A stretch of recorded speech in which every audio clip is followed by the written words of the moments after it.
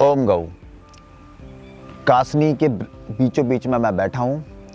इसकी दो प्रजातियाँ हैं, एक सामान्य जो बरसिंग में पाया जाता है और दूसरा जो वन या हिमालय के जो उच्च पहाड़ी स्थल हैं वहाँ पर पाया जाता है।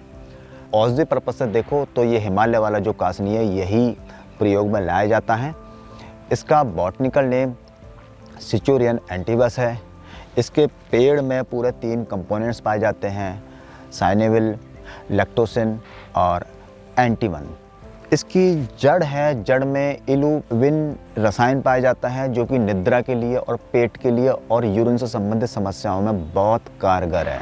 और आयुर्वेद में बात करें तो इसका जो गुण है वो लघु है। लघु मतलब शीघ्र पच जाता है। और रुक्ष है, रुक्ष मतलब पचने के बाद थोड़ा खुश्की पैदा करता है। इसका जो विपाक है यानी कि जो पचने के बाद वो कटु है।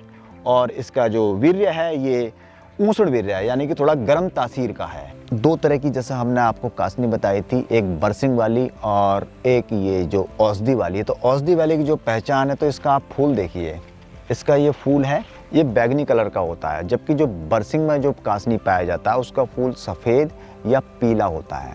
तो इसकी एक जो पहचान है वो यही है, बाकी देखने में सब बिल्कुल एक जैसी होती हैं।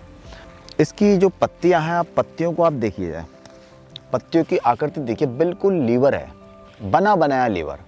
तो ये आपको इंगित कर रहा है कि ये लीवर के लिए काम है।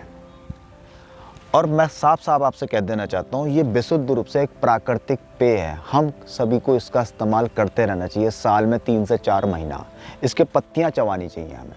पत्तियाँ चबाने से आपका लिवर डिटॉक्स रहेगा और आपको अगर टाइप 2 डायबिटिक है तो वो 6 से 9 महीने में बिल्कुल नॉर्मल हो जाएगा, अगर इसको लगातार हम लेते रहें।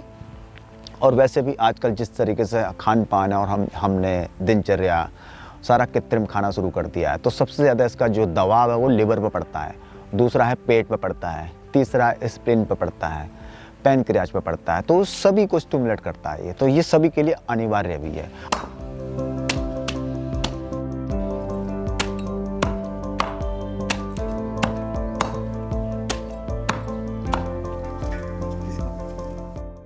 आप इसके बीज हमसे भी ले सकते हैं और बाज़ार में भी परचेज़ कर सकते हैं। आपको कुछ नहीं, गमलों में बोना है और थोड़ा सा इसको क्लाइमेट इसका ठंडा चाहिए और पूरे 12 माह होता है, थोड़ा सा बरसात के बीच में ये नहीं होता है। कासनी अर्क हम बनाते हैं और दूसरा यूनानी पद्धति में बनाया जाता है। आप बाज़ार में भी देखेंगे तो कासनी अर्क जो यूनानी पद्धति से अर्क जो बनाया जा रहा है वो बहुत सारी कंपनियां बना रही हैं। हमदर्द बना रहा है, ऐसे बहुत हैं, लेकिन वो सब जो बनाते हैं वो पानी में बनाते हैं और हम जो बनाते हैं हम बनाते हैं गौमूत्र के सानिध्य में। मेरा विशेषकर मुस्लिम भाई से अपील है कि वो थोड़ा सा जब भी परचेज़ करें, खासकर अमेज़ॉन फ्लिपकार्ट से आप लोग परचेज़ करते हैं तो थोड़ा सा देख करके परचेज़ करें। हमारे यहाँ ऐसे बहुत मुसलमान भाई हैं जो कि परचेज़ करते हैं थोड़ा धोखे में, उनको आइडिया नहीं होता है। तो मैं उनसे विशेष अपील कर रहा हूँ थोड़ा सा देख करके कि हमने स्पष्ट लिखा हुआ भी है गौमूत्र। और इसमें सबसे ज़्यादा मुझे दिक्कत आता है हम लोगों को, बहुत सारे मुसलमान भाई हैं जो कि परचेज़ करते हैं और फिर बाद में फिर वो कहते हैं कि इसमें तो गौमूत्र मिला हुआ है।